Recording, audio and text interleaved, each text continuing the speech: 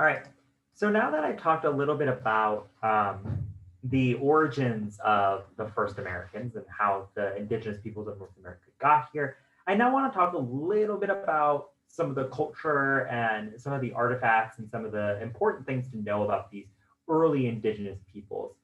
A couple of things to keep in mind. One is that we actually don't know much about them. There's not a whole heck of a lot of evidence. And when we do have a lot of evidence, it seems it always is about one thing. So we know a lot about like subsistence and how they hunted megafauna, but we really don't know a lot else about these early peoples. Two is that I'm going to focus predominantly on Clovis here. I talked in the last lecture about how there's this debate in archaeological circles whether these Clovis peoples were the first peoples or whether there was people here before Clovis, the pre-Clovis peoples. And I talked about how most archaeologists today are pretty on board with the fact that there were people here prior to Clovis, that people were here from about 15 to 20,000 years ago, and that more and more sites are popping up that show us that, yes, people were here prior to 12,000 years ago. People were here prior to this culture that we call Clovis. The thing is that even though we have more and more sites popping up, they're still relatively few in number. And usually those early sites tend to only have a few artifacts in them. And there's not a lot of published research on them. So I'm not going to talk much about, or really at all, about those pre-Clovis peoples because we don't really know a lot about them. We know they were here, but that's about it. So for this class, since this is not a North American prehistory class, I want to just focus very briefly on these early indigenous peoples. We're not going to get into too much detail or too much depth. Right? The earliest period of occupation of the Americas we call the Paleoindian period. The word Indian coming from the problematically named Indians that Christopher Columbus used to describe the Native Americans because he thought he was from the West Indies. This name Paleo-Indian has stuck around, even though we don't usually use the word Indian in archaeology anymore to describe the indigenous peoples of the Americas. And Paleo meaning old. So just like Paleolithic meant old Stone Age, Paleo-Indian means old Indians. And the Paleo-Indian period is the name for the oldest period of occupation of the Americas. You can think of it as the North American Upper Paleolithic. There are some similarities between them. The Paleo-Indian period had a lot of megafauna. It was the Ice Age, so it was particularly cold. And a lot of that thing that's going on that we talked about the Upper Paleolithic, a lot of those same climatic and environmental conditions are still going on here. So if it helps you to think about this as the Upper Paleolithic's equivalent in North America, then go for it, because that's essentially what it is. In general, the Paleo-Indian period encompasses the time that starts with the initial occupation and the initial colonization of the Americas and ends at about the end of the Pleistocene around 10,000 years ago. So in general, what we're seeing is that the Paleo-Indian period is starting about 10,000, about 15 to 20,000 years ago, depending on what side of the debate you're taking about when people first got here. And then it ends about the time that the world starts warming up. So the Paleo-Indian period ends at about the time that we start to see the Mesolithic pop up in Europe. And we talked about all of those changes that the Mesolithic saw because the Earth was warming. We're going to see a lot of changes here in the in North America as well. So the Paleo-Indian period covers only the Ice Age portion of North American prehistory, and then it's going to end once the world starts warming up. If you're an archaeologist and you're excavating sites in North America and you find a site and you're like, hey, do I call this a Paleo-Indian site or not? There are really three major criteria that we're going to use to define a Paleo-Indian site. So first is the age. So to be considered a Paleo-Indian site, you have to be older than 10,000 years, right? So if your site is older than 10,000 years, you're probably looking at a Paleo-Indian site. The second thing is that most, if not all, Paleo-Indian sites are associated with Pleistocene megafauna. So usually you're going to find evidence of mammoths or great bison or these other huge animals that are just walking around the landscape during the Ice Age. We saw some of those megafauna in Europe as well. So we saw things like mammoths and mastodons and woolly rhinoceroses and woolly hippos and things like that. Those were all living in Europe at the time. And we have the same thing here. The Ice Age was kind of the big period for huge mammals and other types of animals like that. And then the last thing we look for to decide if we have a Paleoindian site or not is technology that includes fluted projectile points. And so fluting is what you see, and I'll go back to the slide in a minute. Fluting is what you see here, which is this extra flake that's taken out. So you made this beautiful spear point, and it looks great, and then you take out this extra piece here. And you can see it here in these slides as well. Some of these really early points here, you can see that these were all fluted. We're not really sure why people were fluting things. It may have made it just so that it was easier to haft it or attach it to the spear itself to, hold it in, because now it has a groove for that spear to actually fit into. That's possible, but just keep in mind that fluting a point is really hard to do. You just spent a lot of time making this beautiful spear point, and now you're gonna make this extra notch there. And that has a huge chance of breaking your whole thing. I've tried fluting before. I can't do it. I always break it, and I always get pissed off because I'm like, I just spent all this time making this stupid spear point, and I just broke it trying to flute it. And so it happens. So it's one of those things that we're not sure we understand. But if you are in a place where you can't directly date the site, if you can't actually get absolute dates, if you find a fluted point, you're probably looking at a Paleoindian site. We don't find fluted points in any other period in North American prehistory. So if you have no other way to date the site, if you find a fluted point, you probably have a Paleoindian site. All right. So the earliest accepted Paleoindian culture is called Clovis. Again, as I mentioned a lot, time and time again, there's growing evidence and growing support that there were people here before Clovis. But those pre-Clovis peoples we don't know much about, so we don't actually call them any individual cultures. Clovis is the first time that we start to see an actual cultural group emerge that we can actually define based on shared similarities in their material culture, in their beliefs and their practices and the things that they use. It's similar to how we started defining these cultures in the Upper Paleolithic. So we had the Solutrean and the Magdalenian and the Gravettian and things like that. Same thing going on here, where Clovis is the first time that we have enough evidence in North America where we start to see this all start to emerge. And Clovis appears probably starting around 13 to 14,000 years ago, depending on where you're at in North America. The cool thing about Clovis is that it appears to be present across all of North America south of the ice sheets. So while ice sheets are still covering most of Canada, if we're looking at predominantly what today we know as the United States of America and northern Mexico, we see Clovis pretty much everywhere. It's not like Clovis is just in one part of the country or not. This is a continent-wide phenomenon that's going on here. And as I mentioned in the last slide, they are associated with megafauna, mammoths and mastodons, most importantly. And they also are characterized by these very large fluted lanceolate projectile points. So these things are huge, they're large, they're fluted, and they tend to have this very classic lanceolate shape, which is the shape that you're seeing on the slide right now. One other thing that's really interesting about Clovis is that we don't actually know much about them outside of subsistence. So we know this culture predominantly and primarily from the sites where they killed these big megafauna.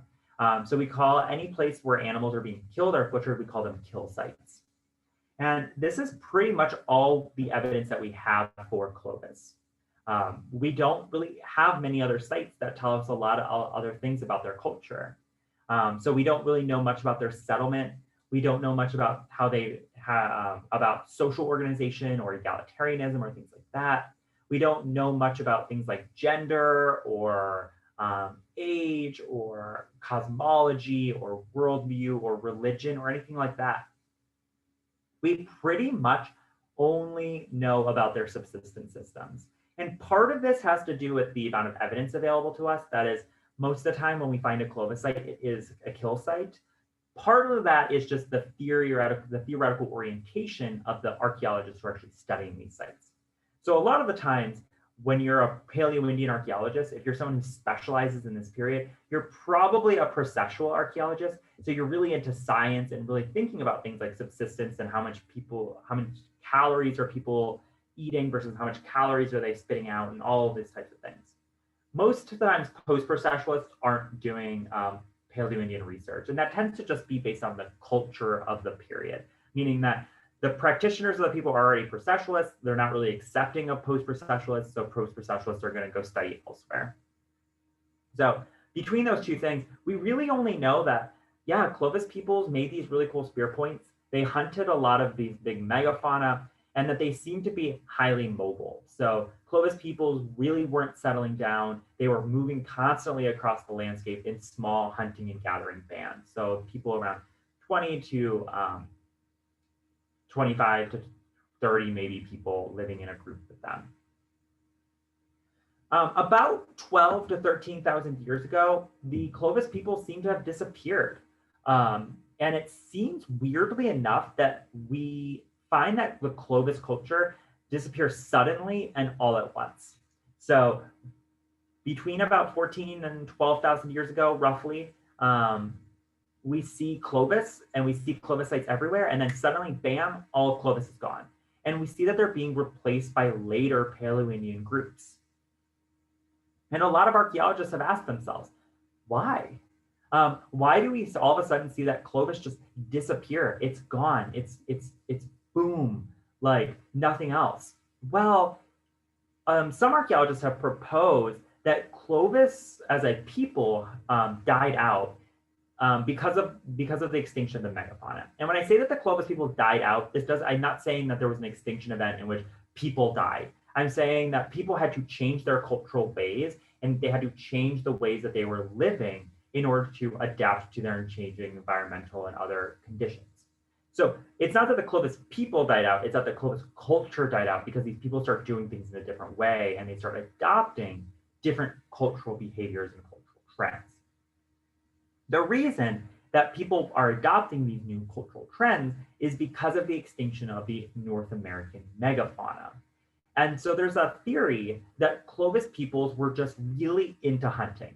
And that's why we find so many kill sites, that the Clovis people just love to kill the megafauna. And that eventually they overhunted the megafauna, which led to the megafauna extinction. So what was happening around 12 to 13,000 years ago, like we saw over in Europe, was that the Earth was starting to get really warm and that we were exiting the ice age and starting to enter into this new global warming period. The megafauna are not biologically adapted to living in warm conditions. Think of a mammoth. They're huge. They have lots of fat on them. They also have lots of fur. Those things don't do particularly well in warm climates. So not only do we have the climate warming up, but people are just hunting these things like crazy, and it's going to cause the megafauna extinction. Once the megafauna go extinct, the Clovis people are like, oh, fuck. Like our whole culture is revolving around hunting and eating and using the materials from these megafauna. So what do? They have to change their cultural ways to adapt to the fact that there are no megafauna left. So this is the current dominant theory about what happened to Clovis. Well, people decided they have to change their ways, start doing things differently because the megafauna are all gone. Right? Once the Clovis peoples go away and once the Clovis culture starts to break down and it disappears, we start to see that there starts to be a differentiation of North American cultures. So I mentioned that Clovis in North America extended pretty much across the entire continent. But what we're starting to see now is that each little area and each little region starts to pop up and get its own traditions. So along the California coast, along the western coast of what we call California today, we see that people start to adopt a lot of maritime adaptations. So if the megafauna are gone, these people are like, well, we live on the coast, we have a lot of fish and shellfish and things like that available to us. So we're going to start to focus on that. So we call this the Paleocoastal tradition. It's a tradition that lasts from about 10,000 to 12,000 years ago, in which people are like, if we can't hunt mammoths anymore, might as well use fish and shit. So that's what they start doing. In the Western North America, we have Clovis replaced by what we call the Western Fluvial Lakes tradition. And these people are also going to say, if we don't have megafauna, we should be focusing on marine resources. Now, in Western North America, I'm talking more like anything from like the Mississippi kind of plains region to about California, where they're not on the coast, but they do have a lot of access to lakes and other kinds of water, bodies of water that are smaller. They don't have access to the ocean. They have access to large lakes that are giving them things like fish and shellfish and small game.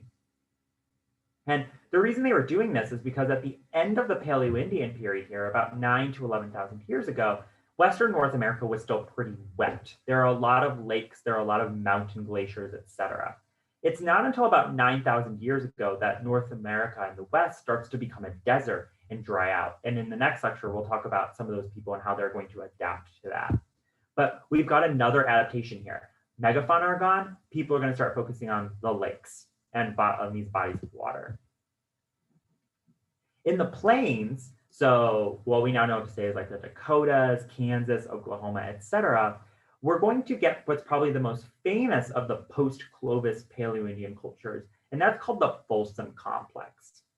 And Folsom is the only Paleoindian culture that retains that fluted projectile point. So I talked about fluting earlier, that extra little notch that you put in, that extra little flake, and Folsom is going to continue to do that. And the reason for this is that, and the likely reason for this is that while the Folsom peoples no longer had megafauna to hunt, they did still have a large mammal to hunt, and those were the bison that really proliferated and spread out across the plains during the global warming period here. And so while they didn't have megafauna, they had something very close, and so they were able to retain a lot of that cultural tradition and a lot of those artifact types that are very similar to Clovis. Okay. Because of this, Folsom, like Clovis, is still predominantly known from kill sites. We don't know much about Folsom outside of, okay, well, we know that they were hunting bison and they were hunting a lot of them, right? So this is what's going on in the plains. And then here in the eastern part of North America, we see that most times people really aren't living in parts of the Northeast because the Northeast would have been covered by lots of glaciers, and even parts that aren't glaciers were really cold.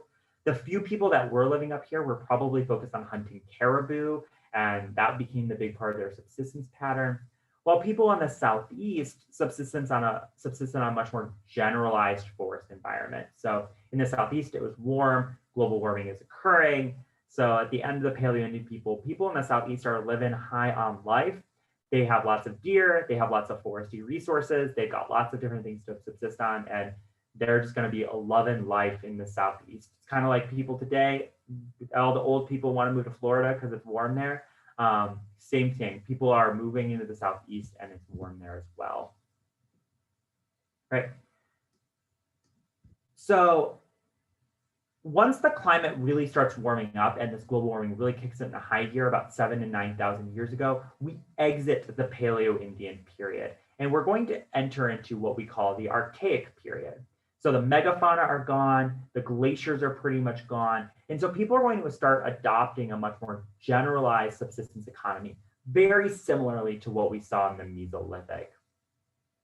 And they're going to be adapting to a lot of changes. They're going to be adapting to shifts in the composition and extent of the forests, the loss of these lakes and these bodies of water, in the West. They're going to adapt to rising sea levels and things like that. And we're going to cover all of that in the next lecture, where we talk a little bit more explicitly about, okay, well, now that the Paleoindian period is gone, now that we've entered into North America's equivalent of the Mesolithic, what are people doing? And so we're going to talk about that in the next and final lecture of this module.